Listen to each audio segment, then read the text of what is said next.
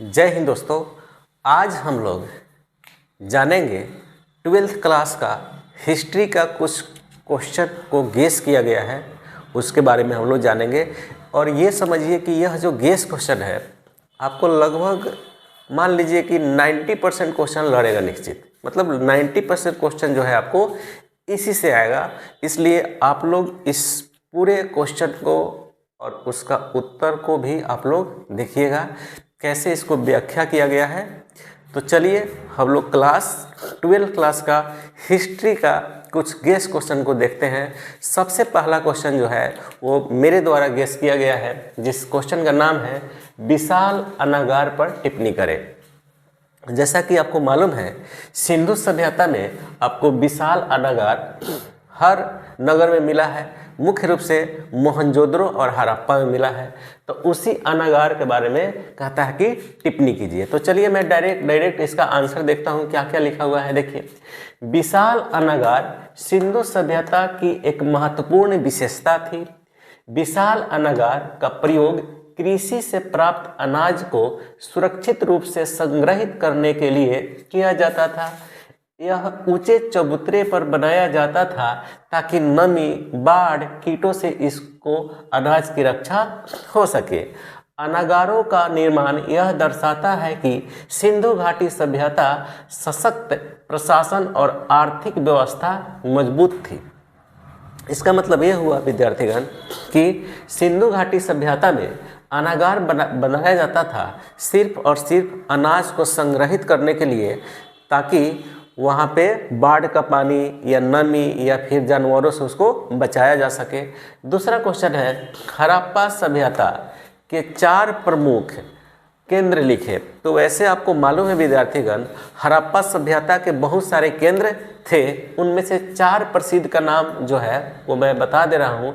पहला तो हड़प्पा ही था, क्योंकि सबसे पहले 1921 में सबसे पहले हड़प्पा सभ्यता का खोज हुआ था, जो कि रावी नदी पे स्थित था। उसके बाद में दूसरे नंबर पे है मोहनजोदड़ो। मोहनजोदड़ो सबसे बड़ा और विकसित नगर था और यहीं पे अनागार भी मिला था, स्नानागार भी मिला था मोहनजोदड़ो का। उसके बाद में लोथल की बात करते हैं तो लोथल यह एक प्रमुख बंदरगाह था। लोथल एक प्रमुख बंदरगाह था। धौलावीरा यह गुजरात के कच्छ रण में स्थित है। अगर क्वेश्चन पूछेगा कि हड़प्पा सभ्यता के 4 प्रमुख केंद्र का नाम लिखे, तो केंद्र का नाम लिख लेना है और उसके बारे में एक एक लाइन कुछ लिख देना है जो मैंने आपको बताया। उसके बाद आते हैं हम लोग तीसरा क्वेश्चन में। तीसरा क्वेश्चन क्या कहता है समझिए, उत्खनन से आप क्या समझते हैं? उत्खनन से आप क्या समझते हैं? तो विद्यार्थीगण उत्तर इस प्रकार से है, उत्खनन वह वैज्ञानिक प्रक्रिया है जिसके द्वारा पृथ्वी के सतह को सावधानी पूर्वक खोदकर प्राचीन सभ्यताओं, संस्कृतियों और मानव जीवन से जुड़े अवशेषों की खोज की जाती है। इसमें पुराने भवनों का अवशेष, बर्तन, औजार, मुहरे, सिक्के, कंकाल आदि प्राप्त होते हैं। भारत में हड़प्पा, मोहनजोदड़ो, लोथल जैसे स्थलों का ज्ञान उत्खनन से ही हुआ है। इसका मतलब ये हुआ विद्यार्थीगण कि उत्खनन एक जो है वैज्ञानिक प्रक्रिया है, इसके द्वारा मानव समाज, मानव संस्कृति, सभ्यताओं से जुड़े हर अवशेषों के बारे में जाना जाता है, पृथ्वी के सतह को सावधानीपूर्वक उसको खोदकर। तो इसी से आपको मुहर भी मिला है, सिक्का भी मिला है, आपको भवन भी मिला है। तो ये सारा चीज़ इसको लिख लेना है और को याद कर लेना है। चौथा क्वेश्चन है हड़प्पा सभ्यता के पतन के प्रमुख कारण लिखे। तो हड़प्पा सभ्यता का विद्यार्थीगण प्रमुख कारण बहुत है। अब उनमें से देखिए संभवतः कारण क्या है। कहता है हड़प्पा सभ्यता का प्रमुख कारण निम्नलिखित है। पहला, बार बार बाढ़ आ जाना। वहाँ पे सबसे महत्वपूर्ण जो पतन का कारण बताया गया है वह बाढ़ बताया गया है। कहा गया है कि बार बार बाढ़ आने के कारण नगरों को भारी क्षति पहुंची होगी, जिससे जीवन अस्थिर हो गया होगा और इस प्रकार से इसका पतन हो गया होगा। दूसरा कारण बताया है प्राकृतिक आपदा। दूसरा कारण बताया है कि प्राकृतिक आपदा।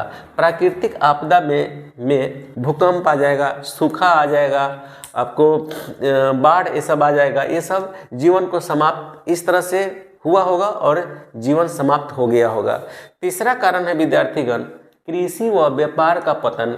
हो सकता था कि कृषि बहुत ही भारी स्तर पर हुआ करता होगा और कृषि उत्पादन में अचानक घटने के कारण से व्यापार मार्ग भी टूट गया होगा और इस प्रकार से आर्थिक संकट हुआ होगा, या यूँ कहिए कि खाने को कुछ नहीं मिला होगा, जिस कारण से जीवन का पतन हो गया होगा, जीवन खत्म हो गया होगा।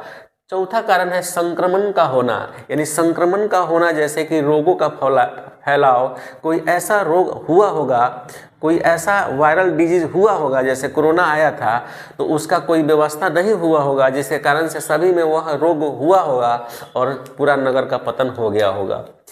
पांचवा कारण है विदेशियों का आक्रमण।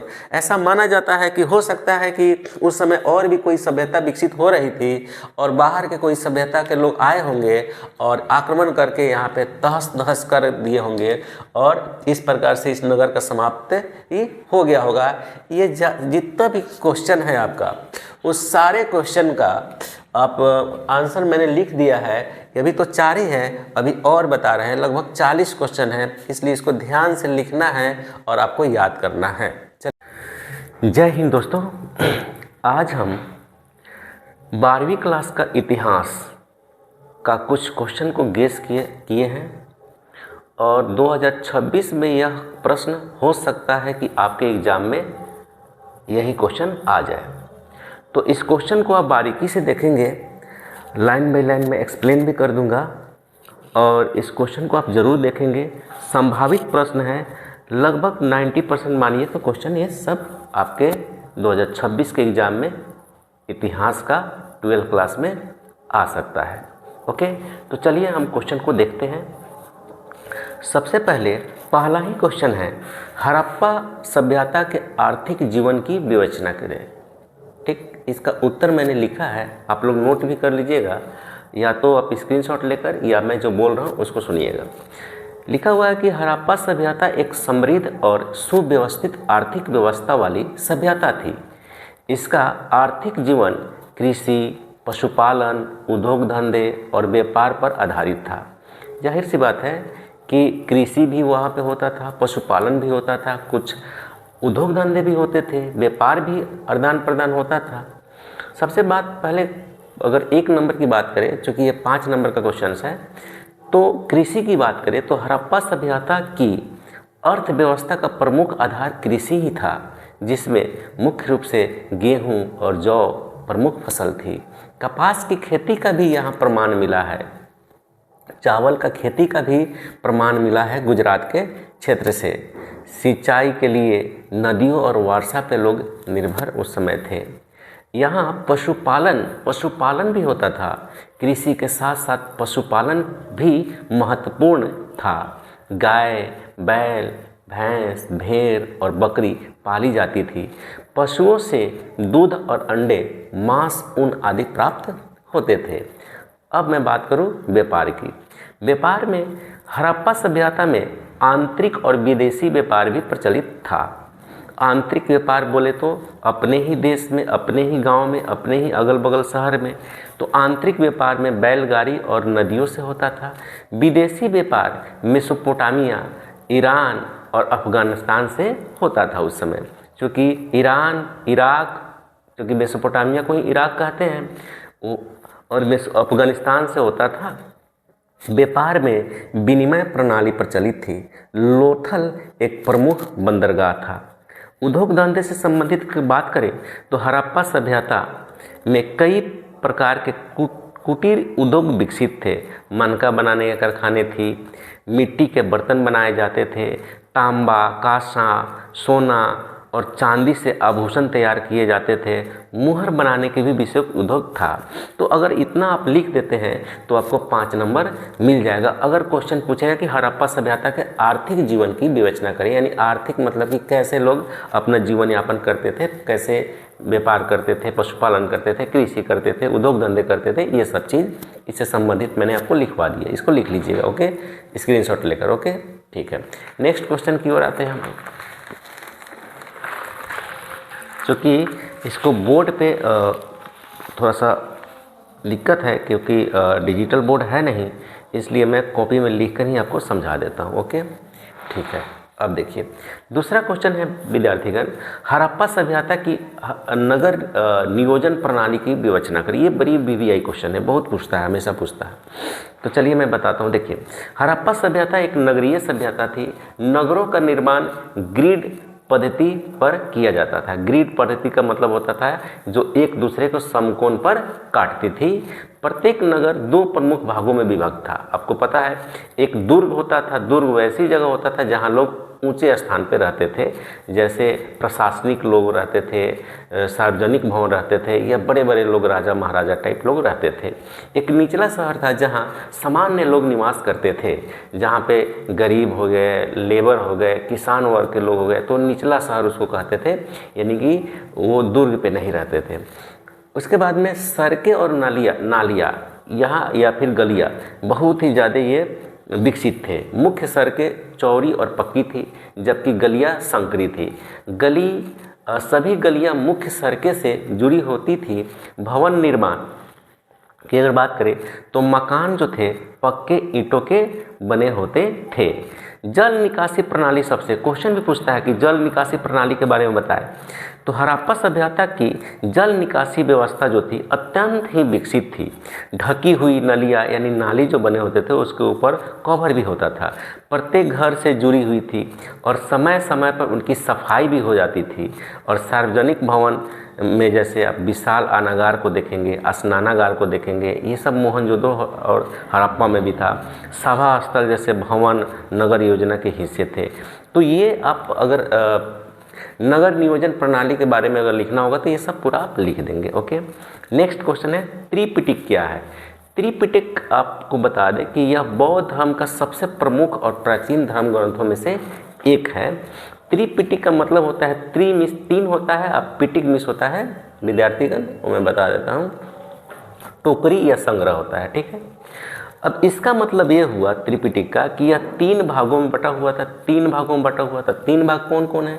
तो पहला अगर हम बात करें विद्यार्थीगण तो विनय पिटक। विनय पिटक इसमें बौद्ध भिक्षुओं तथा भिक्षुणियों के नियम का अनुशासन के बारे में लिखा हुआ था। दूसरा है सूत पिटक। सूत पिटक में आपको भगवान बुद्ध के उपदेश दिए थे उसके बारे में लिखा हुआ है। तीसरा है अभिधम्म पिटक। तीसरा है विद्यार्थीगण अभिधम्म पिटक। तीसरा है अभिधम्म पिटक। अभिधम्म पिटक जो है आपको बुद्ध के विचार का इसमें वर्णन किया गया है। ओके, तो उसका क्वेश्चन हो गया। उसके बाद में नेक्स्ट क्वेश्चन है कार्बन 14 विधि क्या है। तो देखिए कार्बन 14 विधि एक वैज्ञानिक पद्धति है जिसकी सहायता से पुरातात्विक अवशेषों जैसे हड्डी हो गया, लकड़ी हो गया, कपड़ा हो गया, बीज हो गया, इसका पता लगाया, इसके उम्र का पता लगाया जाता है। यह विधि केवल जैविक पदार्थों पर लागू होता है। जीवित प्राणी इसे श्वसन और भोजन के माध्यम से ग्रहण करते हैं। जैसे कि इसमें बताया गया है जीवित अवस्था में विद्यार्थीगण कार्बन 12 और कार्बन 14 का अनुपात स्थिर रहता है, लेकिन जैसे ही उस व्यक्ति की मृत्यु के बाद C14 का ग्रहण बंद हो जाता है और कार्बन C14 मतलब धीरे धीरे क्या हो जाता है, क्षय होने लगता है। धीरे धीरे क्या हो जाता है विद्यार्थीगण, क्षय होने लगता है, यानी ख़त्म होने लगता है। मैं आपको बता दूं क्षय होने के बाद में वह नाइट्रोजन 14 में बदलने लगता है।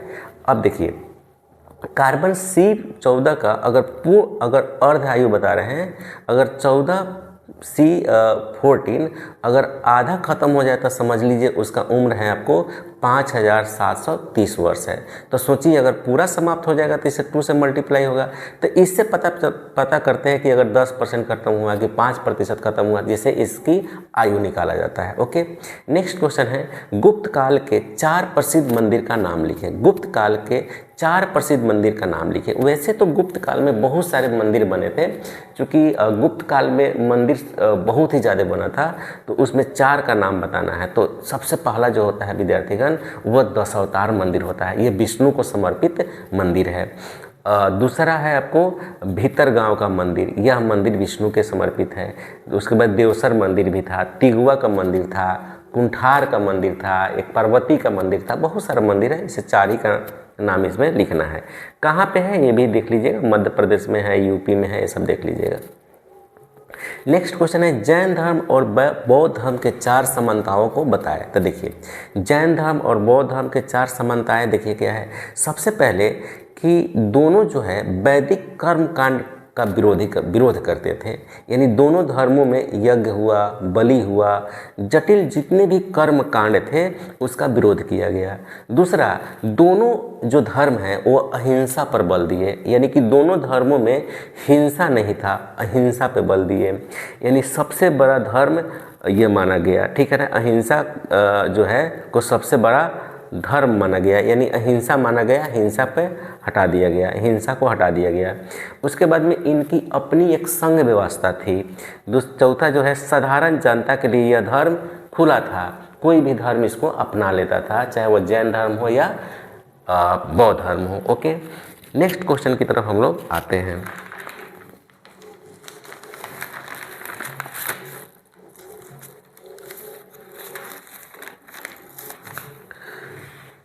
दूसरा क्वेश्चन है विद्यार्थीगण ध्यान दीजिए, अभिलेख किसे कहते हैं? किसी धातु पर या पत्थर पर या मिट्टी पे, चाहे कोई भी कठोर सतह वाला कोई भी चीज़ हो, अगर उस पर खोदे गए लिखित प्रमाण कहें या उसको दस्तावेज के रूप में भी कहें, दस्तावेज होते हैं जो शासकों के आदेश पे धार्मिक विवरण हुआ, सामाजिक विवरण हुआ, उसका जानकारी को अस्थायी रूप से लिखा जाता था या दर्ज करने के लिए बनाए जाते थे, जिससे प्राचीन इतिहास की जानकारी हमको मिलती है, ठीक है। तो इसे अभिलेख कहते हैं। अभिलेख समझ में आ ही गया होगा, बिल्कुल आसान है। उसके बाद नेक्स्ट क्वेश्चन है कि विश्व के 7 आश्चर्यों का नाम लिखिए, वंडर, यानी विश्व के 7 आश्चर्य जो है आपको इस प्रकार से देख लीजिए। पहला ही अपने देश का नाम लिखिए, ताजमहल, जो 7 आश्चर्यों में से एक है, जो कि आगरा में है। चीन का महान दीवार जो कि चीन में है। पेट्रा जो कि जॉर्डन में है। कोलोसियम जो कि इटली में है। क्राइस्ट द रिडीमर जो ब्राज़ील में है। माचू पिचू जो पेरू में है। चिचेन इटेजा जो मैक्सिको में है। आपको देश भी लिख दीजिएगा तो अच्छा रहेगा, बाकी आप नाम से भी काम चला सकते हैं। नेक्स्ट क्वेश्चन है विद्यार्थीगण, जैन धर्म के 5 महाव्रत क्या है? जैन धर्म के 5 महाव्रत, चूँकि जो क्वेश्चन है उसी का मैं आंसर दे रहा हूँ, वीडियो लंबा ना हो पाए इसलिए आराम से जो क्वेश्चन है उसी का आंसर दे रहा हूँ, इससे संबंधित कुछ और भी बातें नहीं बता रहा हूँ। अब देखिए जैन धर्म के 5 महाव्रत क्या है? तो जैन धर्म के 5 महाव्रत निम्नलिखित है। पहला 5 महाव्रत कौन है? अहिंसा, सत्य, अस्त्य, ब्रह्मचर्य, अपरिग्रह, ये 5 जो है जैन धर्म के महाव्रत है। नेक्स्ट क्वेश्चन है कि बौद्ध धर्म के अष्टांगिक मार्ग का नाम लिखें। बौद्ध धर्म के अष्टांगिक यानी बौद्ध धर्म में अष्टांगिक यानी 8 जो मार्ग था वह कौन कौन था उसके बारे में लिखा हुआ है। ओके, तो चलिए देखते हैं। बौद्ध धर्म के अष्टांगिक मार्ग निम्नलिखित है, आपको ऐसे लिखना है। सम्यक दृष्टि, सम्यक संकल्प, तीसरा सम्यक वाक, चौथा सम्यक कर्म, पांचवा सम्यक आजीविका, छठा सम्यक प्रयत्न, सातवां सम्यक स्मृति, आठवां सम्यक समाधि। नेक्स्ट क्वेश्चन है विद्यार्थीगण, महाजनपद से आप क्या समझते हैं? तो महाजनपद विद्यार्थीगण प्राचीन भारत यानी 6ठी शताब्दी जब उत्तर वैदिक काल समाप्त हो जाता है उसी समय आपको 16 बड़े और शक्तिशाली राज्य का प्रशासन इकाई थी। एक कबीले के रूप में पहले थे, कबीले से यह जनपद हुए, जनपद से महाजनपद हुए, फिर यह महाजनपद हो गए। कुछ महाजनपद का मैं एग्जांपल आपको दे देता हूँ, जैसे मगध हो जाएगा, कौशल हो जाएगा, वजी हो जाएगा, ठीक है ना। ये सब जो था आपको ये हो गया, ठीक है। नेक्स्ट क्वेश्चन की तरफ आते हैं। नेक्स्ट क्वेश्चन है विद्यार्थीगण, मगध साम्राज्य के उत्थान के क्या कारण थे? तो मगध साम्राज्य के उत्थान के निम्नलिखित कारण थे। पहला कारण, चूंकि यह भौगोलिक स्थिति में अच्छा था। कैसे? क्योंकि मगध की भौगोलिक स्थिति में बहुत महत्वपूर्ण स्थान रखता है, क्योंकि यह गंगा और सोन नदी के मैदान में स्थित था, जहाँ कृषि संपदा और समृद्ध थी। यानी चूँकि गंगा और सोन नदी इसका उपजाऊ, इसके बाढ़ से जो जो इसके बाढ़ से जो मिट्टी उपजाऊ हो जाती थी, जिससे बहुत ही बढ़िया फसल यहाँ पे होता था, इसलिए लोग यहाँ पे रहना ज़्यादा पसंद करते थे। ठीक है, जिसके कारण से कृषि में संपदा थी और समृद्ध भी थी। व्यापार की दृष्टि से देखें तो मगध व्यापार स्तर पर नियंत्रण लगाया गया था, जिससे आर्थिक समृद्धि प्राप्त हुई। राजनीतिक व्यवस्था भी इसकी बहुत बढ़िया थी। मगध के शासकों ने अच्छी राजनीतिक व्यवस्था बनाई थी और अगल बगल के महाजनपद से भी इनका अच्छा संबंध था। तीसरा, सैन्य संगठन भी इनका बहुत ही स्ट्रांग था, जो कि आपको मालूम है कि इसके संस्थापक बिंबिसार थे और उनके पुत्र अजातशत्रु, जो कि बहुत ही बड़े शक्तिशाली राजा हुए। इन्होंने शक्तिशाली सेना का निर्माण किया और आसपास के क्षेत्रों पर भी कब्जा कर लेते थे ये लोग।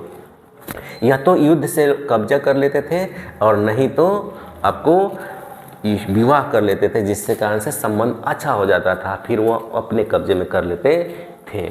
इस प्रकार से विद्यार्थीगण ये इतना क्वेश्चन मैंने आपको लिखवा दिया। अभी समय की कमी के कारण से मैं सिर्फ आपको क्वेश्चन दे देता हूँ। अगर आपको लगे कि आपको आंसर भी चाहिए तो कमेंट कीजिएगा, तो मैं आंसर भी दे दूंगा। कुछ क्वेश्चन है जो मैं डायरेक्ट क्वेश्चन बोल रहा हूँ, इसका उत्तर अभी नहीं लिखे हैं। जैसे देखिए, नेक्स्ट क्वेश्चन है, ज़रूर आप लोग याद कीजिएगा, नहीं तो कमेंट कीजिएगा कि इसका आंसर आपको चाहिए। अगर चाहिए तो कमेंट कीजिएगा। जैसे मैं क्वेश्चन पढ़ता हूँ, देखिए, विजयनगर साम्राज्य की उपलब्धियों की जानकारी दे। ठीक है। नेक्स्ट क्वेश्चन है, माउंटबेटन योजना क्या था। उसके बाद में असहयोग आंदोलन की प्रकृति और परिणाम लिखे। भारतीय स्वतंत्रता आंदोलन में महात्मा गांधी का क्या योगदान रहा। सूफीवाद पर संक्षिप्त टिप्पणी लिखे। अकबर के धार्मिक नीति पर संक्षिप्त टिप्पणी दे। गुप्त काल को भारत का स्वर्ण युग कहा जाता है, क्यों। भारतीय संविधान की रचना में डॉक्टर बाबा साहब भीमराव अंबेडकर की क्या भूमिका रही थी। महावीर की जीवन और उपदेशों का वर्णन करें। 1857 की क्रांति का क्या परिणाम हुए। साथ ही और भी बहुत सारा क्वेश्चन है, मैं दिखाता हूँ आपको।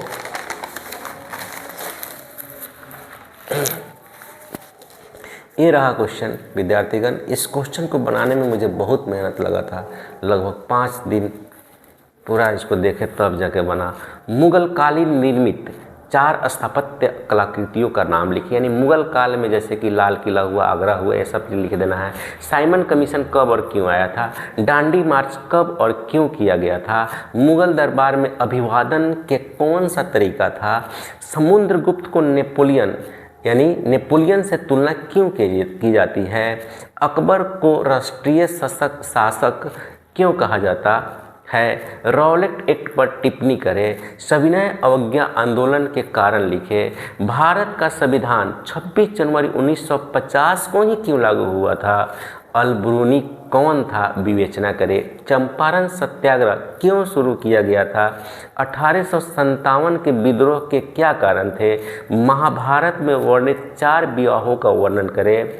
उसके बाद है, बंगाल के अस्थाई बंदोबस्त की विशेषता बताए। उसके बाद है, प्लासी के युद्ध के क्या कारण थे, ये बताए। सहायक संधि से आप क्या समझते हैं, ये बताए। विजयनगर साम्राज्य पर शासन करने वाले जो 4 वंश था उनका नाम लिखना है। कलिंग युग का अशोक पर क्या प्रभाव पड़ा था, ये लिखना है। आईने अकबरी क्या है, ये कितने भागों में विभक्त है, ये लिखना है। महात्मा गांधी के जीवन पर संक्षिप्त विवरण देना है, ये लिखना है। कैबिनेट मिशन भारत क्यों आया था, ये लिखना था।